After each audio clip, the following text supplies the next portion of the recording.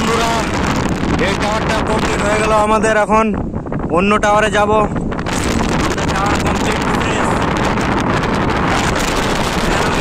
তৈরি করলাম আমরা। দুদিনে কমপ্লিট টাওয়ার, দুদিনে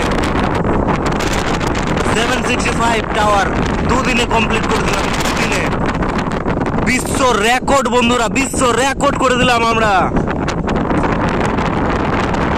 দুদিনে টাওয়ার 765।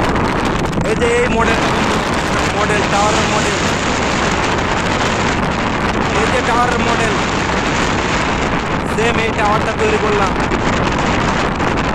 দেখতে পাচ্ছেন।